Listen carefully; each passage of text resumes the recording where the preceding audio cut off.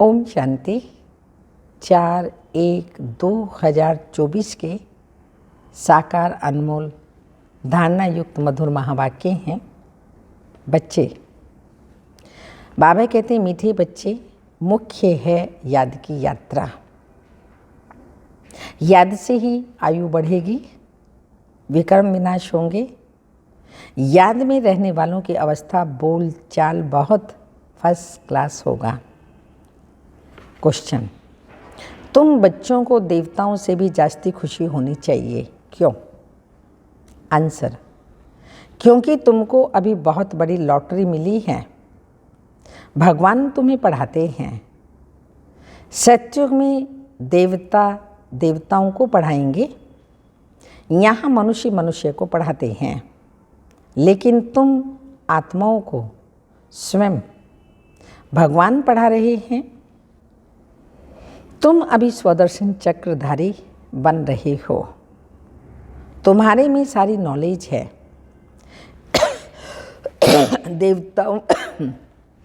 देवताओं में यह नॉलेज नहीं। गीत के बोल हैं, जाग सजनिया जाग, नवयुग आया। ओम शांति। नए युग में होते हैं देवी देवताएं। वह भी मनुष्य हैं, परंतु उन्हों के गुण देवताओं जैसे होते हैं। वह है वैष्णव डबल अहिंसक। अभी मनुष्य डबल हिंसक हैं। मारामारी भी करते, काम कटारी भी चलाते। इसको कहा जाता है मृत्यु लोक। जिसमें विकारी मनुष्य रहते हैं उसको कहा जाता है देवलोक। जिसमें देवी देवताएं रहते हैं, यह डबल अहिंसक थे। उन्हों का ही राज्य था। कल्प की आयु लाखों वर्ष की होती तो कोई बात का ख्याल भी नहीं आता। आजकल कल्प की आयु कम करते जाते हैं। कोई 7,000 वर्ष कहते हैं, कोई 10,000 वर्ष कहते हैं। यह भी बच्चे जानते हैं कि बाप हैं ऊंचे ते ऊंच भगवान। हम उनके बच्चे रहते हैं शांति धाम में। हम पंडे हैं रास्ता बताने वाले। इस यात्रा का कोई वर्णन है ही नहीं। भल गीता में अक्षर है मन मना भव, परंतु उनका अर्थ क्या है? अपने को आत्मा समझ बाप को याद करो। यह किसी की बुद्धि में नहीं आता। जब बाप आकर समझाए तब किसी की बुद्धि में आए। इस समय तुम मनुष्य से देवता बनते हो। मनुष्य यहाँ हैं, देवताएं सत्युग में होते हैं। बरोबर। तुम अभी मनुष्य से देवता बनते हो।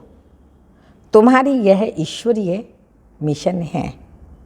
निराकार परमात्मा को कोई मनुष्य तो समझ न सके। निराकार को हाथ पांव कहाँ से आया?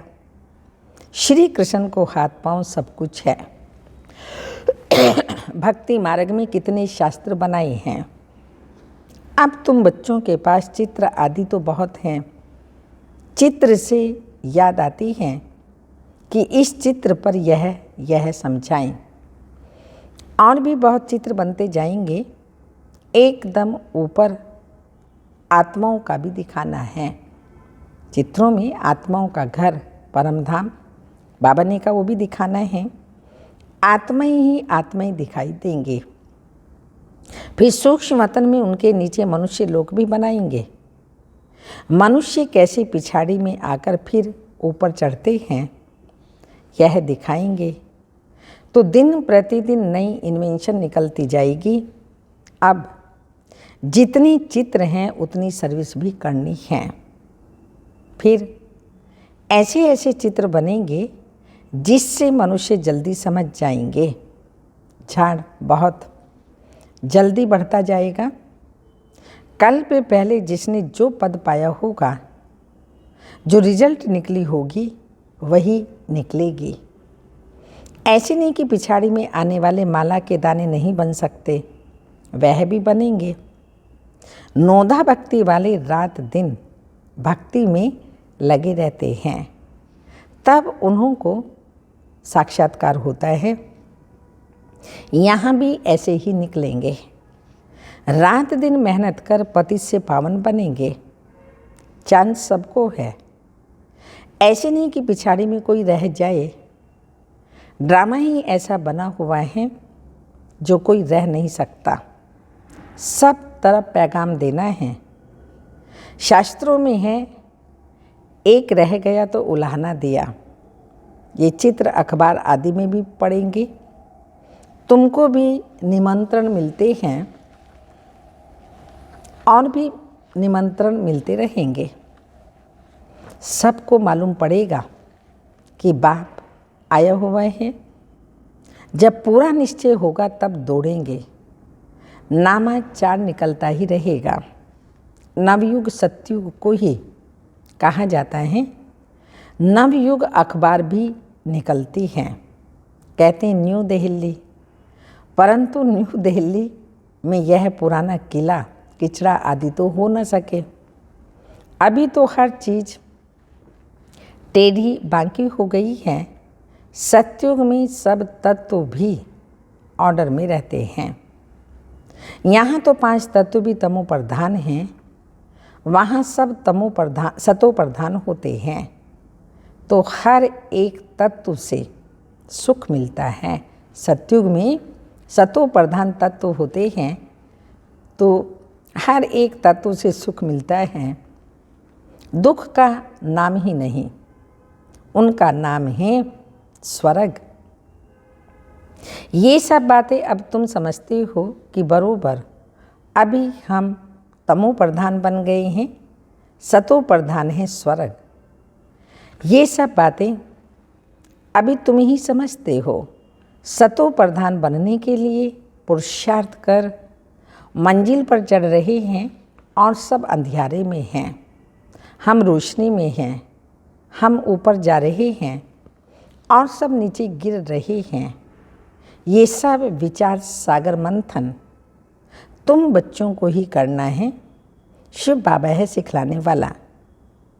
वह तो मंथन नहीं करेंगे, ब्रह्मा को मंथन करना होता है। तुम सब विचार सागर मंथन कर समझाते हो। कोई का तो मंथन बिल्कुल नहीं चलता। पुरानी दुनिया ही याद पड़ती है। बाबा कहते हैं पुरानी दुनिया को एकदम भूल जाओ। बाबा जानते हैं नंबरवार पुरुषार्थ अनुसार राजधानी स्थापन हो रही है।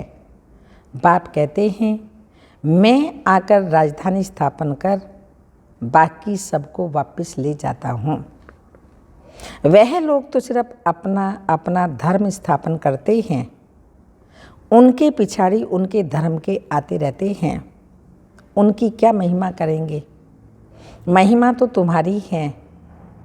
आदि सनातन देवी देवता धर्म को ही हीरो हीरोइन कहा जाता है। हीरे जैसा जन्म और कोड़ी जैसा जन्म तुम्हारे लिए ही गाया हुआ है। फिर तुम एकदम चोटी से गिरकर एकदम नीचे आकर पड़ते हो।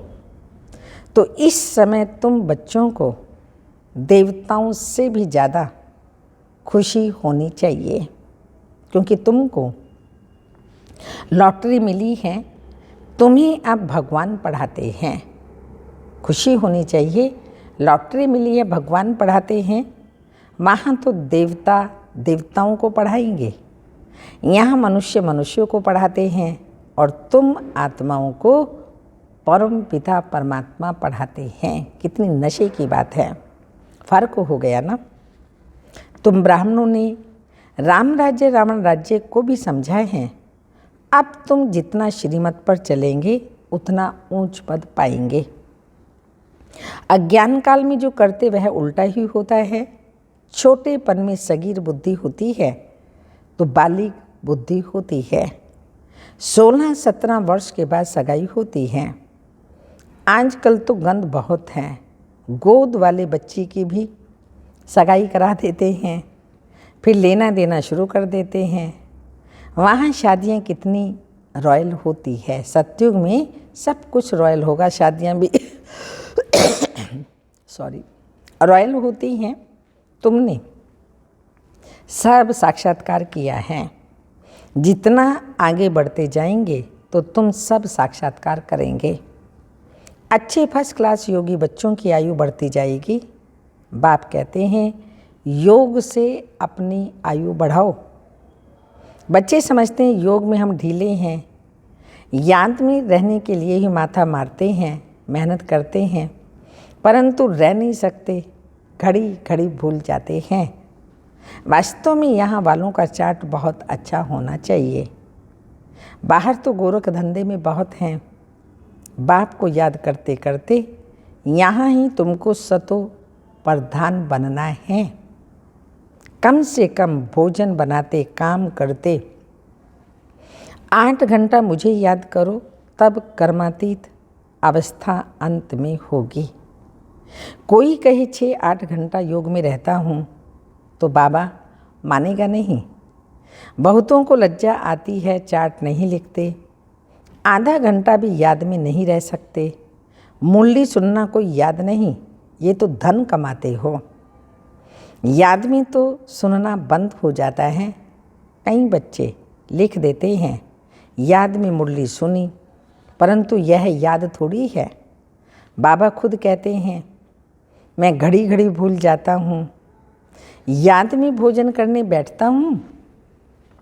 बाबा आप तो अभोक्ता हो, ये कैसे कहूँ। बाबा आप भी खाते हो, हम भी खाते हैं। कोई कोई बात में कहेंगे बाबा भी साथ है, तो मुख्य है ही याद की यात्रा। मुरली की सब्जेक्ट बिल्कुल अलग है।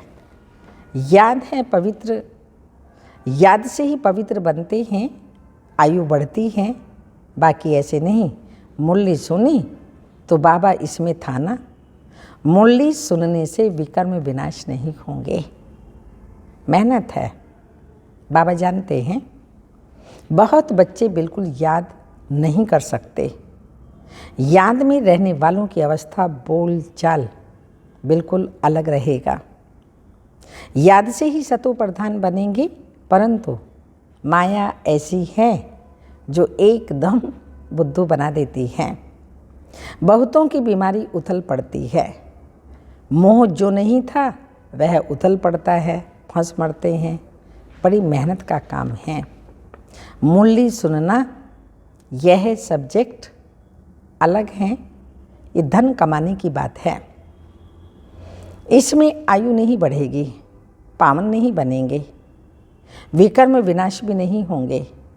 मुरली तो बहुत सुनते हैं, फिर विकार में गिरते रहते हैं, सच नहीं बताते। तो बाप कहते हैं पवित्र नहीं रह सकते हो तो यहाँ क्यों आते हो। कहते हैं बाबा मैं अजामिल हूँ, यहाँ आऊँगा तब तो पावन बनूँगा, यहाँ आने से कुछ सुधार होगा, नहीं तो कहाँ जाएं। रास्ता तो यही है। ऐसे ऐसे भी आते हैं, कोई ना कोई समय तीर लग जाएगा। बाबा यहाँ के लिए भी कहते हैं यहाँ कोई अपवित्र को नहीं आना चाहिए। यह तो इंद्र सभा है, अभी तक तो आ जाते हैं। एक दिन यह भी ऑर्डिनेंस निकलेगा, जब पक्की गारंटी करें तब अलाउ करें, तो समझेंगे यह तो ऐसी संस्था है कोई अपवित्र अंदर जा नहीं सकता। तुम बच्चे समझते हो किसकी सभा है। हम भगवान ईश्वर सोमनाथ बबुलनाथ के पास बैठे हैं, वही पावन बनाने वाला है। अभी आखिरी में बहुत आ जाएंगे तो फिर कोई हंगामा आदि न कर सके। इस धर्म के जो होंगे वह निकल आएंगे। आर्य समाजी भी हैं, हिंदू, सिर्फ मठ पंथ अलग कर दिया है। देवताएं होते हैं सतयुग में, यहाँ सब हिंदू हैं। वास्तव में हिंदू धर्म नहीं है। यह हिंदुस्तान तो देश का नाम है। तो तुम बच्चों को उठते बैठते चलते स्वदर्शन चक्रधारी बनना है। स्टूडेंट को पढ़ाई की याद रहनी चाहिए ना। सारा चक्र बुद्धि में है। देवताएं और तुम्हारे में थोड़ा फर्क रहा है। पक्के स्वदर्शन चक्रधारी बन जाएंगे तो फिर विष्णु के कुल के बन जाएंगे। तुम समझते हो हम यह बन रहे हैं, ये देवताएं फाइनल हैं। तुम फाइनल तब होंगे जब कर्मातीत अवस्था हो। शिव बाबा तुमको स्वदर्शन चक्रधारी बनाते हैं, उनमें नॉलेज है ना, वह है तुमको बनाने वाला। शिव बाबा हम बच्चों को देवता बनाने वाला है, तुम हो बनने वाले। ब्राह्मण भर बन फिर देवता बनेंगे। अब यह अलंकार तुमको कैसे दें? अब तुम पुरुषार्थी हो, फिर तुम विष्णु के कुल के बनते हो। सत्युग वैष्णव कुल है ना, तो ऐसा बनना है। तुमको तो मीठा बनना है। ऐसा वैसा अक्षर बोलने से ना बोलना अच्छा है।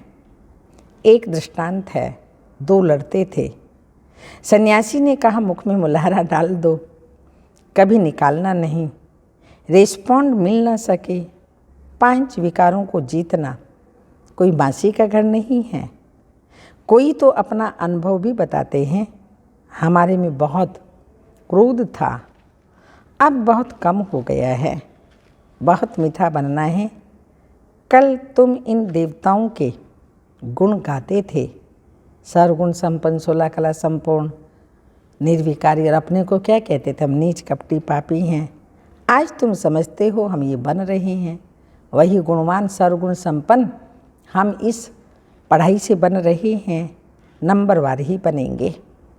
जो सर्विस करेंगे उनका नाम जरूर बाबा भी लेंगे। रास्ता बताना चाहिए। हम भी पहले कुछ नहीं जानते थे, अब कितनी नॉलेज मिली है। जो अच्छी रीति धारण नहीं करते उनकी रिपोर्ट आती है, बाबा इनमें तो बहुत क्रोध है। बाबा जानते हैं ये रूहानी सर्विस नहीं कर सकते, तो फिर स्थूल सर्विस, हाँ कोई तो करेंगे ना सर्विस। बाबा की याद में रहकर सर्विस करें तो ओहो सौभाग्य।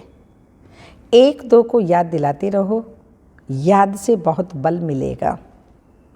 याद करने वालों को फिर चार्ट रखना है, चार्ट से मालूम पड़ जाता है। हर एक को बाबा सावधान करते रहते हैं। विश्व में शांति बहुत मांगते हैं। जरूर कभी विश्व में शांति थी, सत्युग में अशांति की कोई बात ही भी नहीं। स्वीट बाप, स्वीट बच्चे सारे विश्व को स्वीट बनाते हैं। अब स्वीट कहाँ, मोत ही मोत लगा पड़ा है।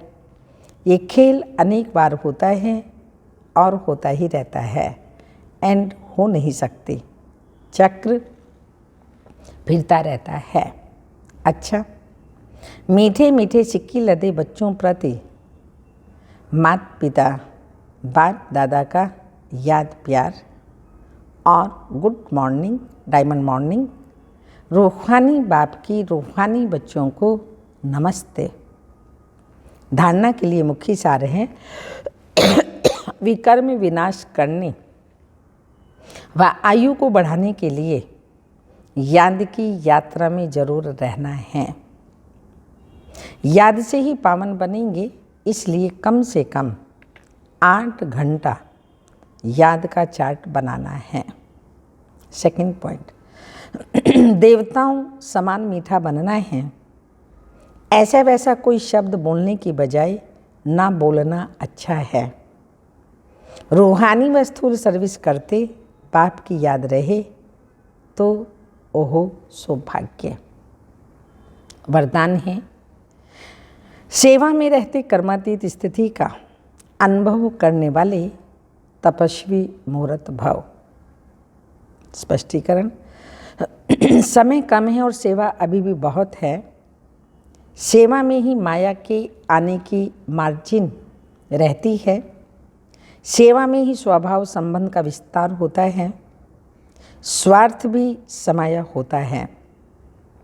उसमें थोड़ा सा बैलेंस कम हुआ तो माया नया नया रूप धारण कर आएगी।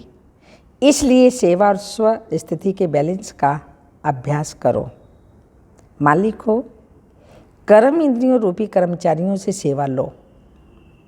मन में बस एक बाबा, दूसरा न कोई, यह स्मृति इमर्ज हो, तब कहेंगे कर्मातीत स्थिति के अनुभवी तपस्वी मूर्त। स्लोगन: कारण रूपी नेगेटिव को समाधान रूपी पॉजिटिव बनाओ। कारण रूपी नेगेटिव को समाधान रूपी पॉजिटिव बनाओ। अव्यक्त मास के लिए साइलेंस की पॉइंट है, अव्यक्ति साइलेंस द्वारा डबल लाइट फरिश्ता स्थिति का अनुभव करो। फरिश्ता स्थिति का अनुभव करने के लिए किसी भी प्रकार के व्यर्थ और नेगेटिव संकल्प, बोल व कर्म से मुक्त बनो। व्यर्थ व नेगेटिव यही बोझ सदा काल के लिए डीप साइलेंस का अनुभव करने नहीं देता है। अब व्यर्थ से सदा हल्के बन डबल फरिश्ता बनो। व्यर्थ बोझ से सदा हल्के बन डबल लाइट फरिश्ता बनो। ओम शांति।